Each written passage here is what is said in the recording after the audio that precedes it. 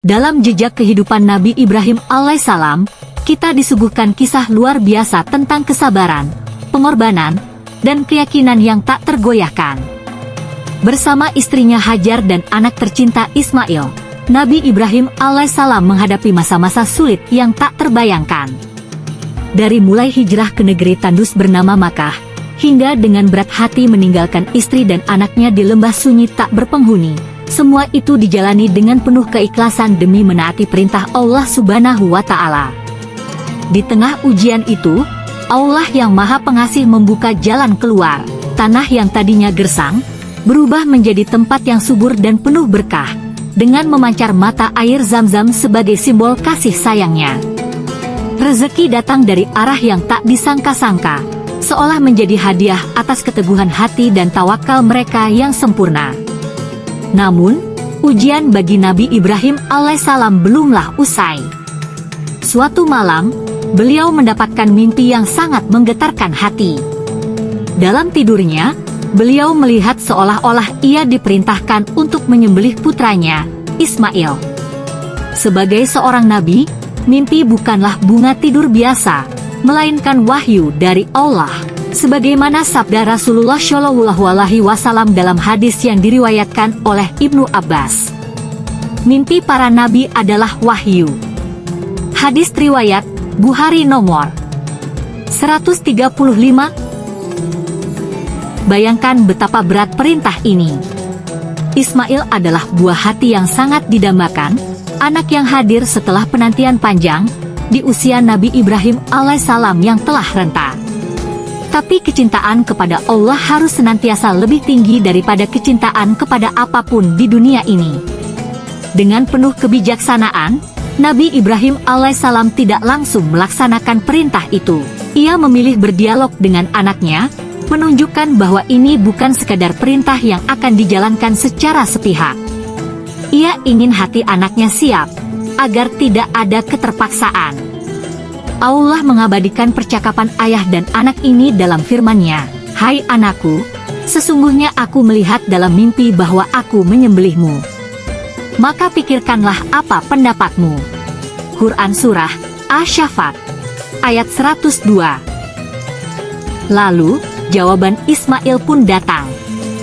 Sebuah jawaban yang menggambarkan keikhlasan, ketaatan, dan keberanian yang luar biasa dari seorang anak saleh. "Wahai ayahku, laksanakanlah apa yang diperintahkan kepadamu. Insya Allah engkau akan mendapati aku termasuk orang-orang yang sabar." Quran Surah Asy-Syaffat ayat 102. Tak ada penolakan, tak ada tangisan, hanya kepasrahan dan keimanan mendalam kepada Rabb semesta alam. Maka, tibalah saat pengorbanan agung itu.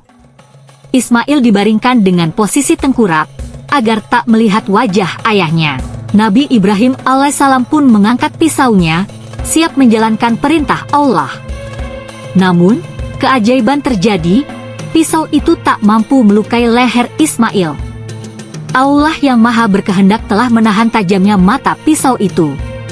Sebagian riwayat menyebutkan bahwa di antara leher dan pisau terdapat lapisan kuningan yang menghalangi. Wallahu alam.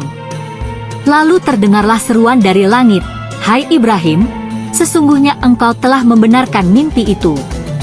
Sesungguhnya demikianlah kami memberi balasan kepada orang-orang yang berbuat baik. Sesungguhnya ini benar-benar suatu ujian yang nyata." Quran Surah Asy-Syaffat ayat 104-106. Ujian itulah yang menjadi bukti nyata ketaatan Nabi Ibrahim alaihissalam dan Ismail. Allah tak pernah berniat mencelakai mereka, karena niat dan kesiapan mereka sudah cukup untuk membuktikan keimanan. Sebagai pengganti, Allah Subhanahu wa Ta'ala menurunkan seekor domba besar dari surga untuk disembelih oleh Nabi Ibrahim alaihissalam. Maka peristiwa ini pun diabadikan dan menjadi bagian penting dari syariat umat Islam, yang setiap tahun dikenang dalam ibadah kurban. Dan kami tebus anak itu dengan seekor sembelihan yang besar. Quran Surah Asy-Syaffat ayat 107. Penting untuk diketahui, anak yang hendak disembelih dalam kisah ini adalah Ismail alaihissalam, bukan Ishak alaihissalam, sebagaimana ditegaskan dalam Al-Quran. Ismail lah yang tinggal di Makkah bersama ibunya, sementara Ishak tidak pernah diketahui berada di sana pada masa kecil. Bahkan setelah kisah penyembelihan ini, barulah Allah mengabarkan kabar gembira tentang kelahiran Ishak. Dan kami beri dia kabar gembira dengan kelahiran Ishak, seorang nabi yang termasuk orang-orang yang saleh. Quran Surah Asy-Syaffat ayat 112. Adapun anggapan bahwa yang disembelih adalah Nabi Ishak alaihissalam berasal dari kisah-kisah Israiliyat, yakni cerita-cerita yang berasal dari Bani Israel. Mereka merasa iri karena kemuliaan itu ada pada Ismail, nenek moyang bangsa Arab. Maka mereka mengubah narasi agar seolah-olah Ishaklah yang menjadi bagian dari peristiwa agung ini. Namun, sejatinya kemuliaan dan kehormatan hanyalah milik Allah, dan Dia berhak memberikannya kepada siapa saja yang Dia kehendaki.